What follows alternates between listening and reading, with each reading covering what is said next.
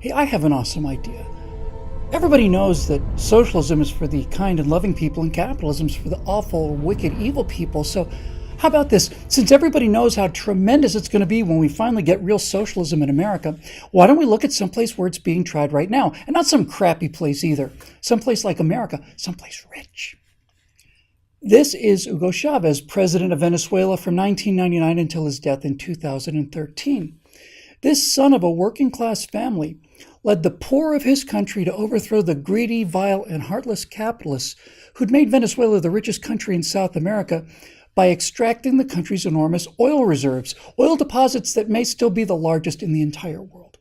And so, like any good Marxist, Chavez turned all of the oil wealth of the country over to the Venezuelan people. Now, it's been my personal experience that socialists seem to be strangely immune to images of what socialism does to people, so let's just take a quick little peek at what kind and loving socialism has done to the animals in what was once the richest country in South America. Here's a tiger at the socialist Venezuelan zoo. Here's an elephant at the socialist Venezuelan zoo. And here's a lion at the socialist Venezuelan zoo. But hey, if you're a socialist who loves animals, stop worrying. You'll be relieved to know that these beautiful animals are not starving anymore. And that's because the starving humans in socialist Venezuela broke into the socialist Venezuelan zoo and ate them. Now, here in America, of course, the horrible income inequality means that most people can afford to feed their pets very well indeed. But in Venezuela, socialist economics means that one can of dog food costs about the same as 1 day's pay. Now, it's not fair to say that all Venezuelans are watching their pets starve in front of their eyes. That's because many of those dogs and cats, who Venezuelans love as much as we love our own dogs and cats, aren't starving anymore at all. Because thanks to socialism, starving humans in the country with the richest oil reserves in the world are eating their pets too. What a blessing socialism has been for the Venezuelan poor. Hey, have you ever stood in a long food line in America? Yeah, me too. Sucks, huh? These are what the food lines look like in Venezuela.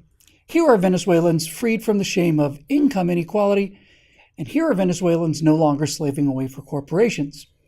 Here's a Venezuelan man shopping in the new classless society, and here's a look at Venezuela's free socialized health care.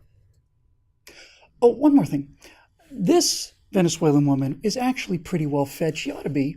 She's the richest person in Venezuela, worth over $4 billion. $4 billion.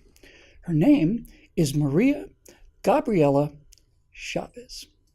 You see, $4 billion of zoo supplies and pet food and medical supplies and all the rest of it somehow accidentally ended up in the pockets of that great Marxist man of the people. Now it belongs to his daughter. Having a socialist dictator for a father is really good work if you can get it. So next time you American socialists cry about how horrible it is for an American CEO to make $4 million, just remember that if you happen to be the daughter of a Marxist dictator, you will be 1,000 times richer than that American businessman who's running one of many companies that pay American workers enough money to buy $1 billion of toys for their dogs and cats, and that's every year. Suckers. If you're still stupid enough and heartless enough and conceited enough and evil enough to call yourself a socialist, well then this is for you. You own this. This is what stupid and heartless people like you want to bring here. We need your help to keep these messages coming. If you want to help us make a difference, please go to billwhittle.com and become a member.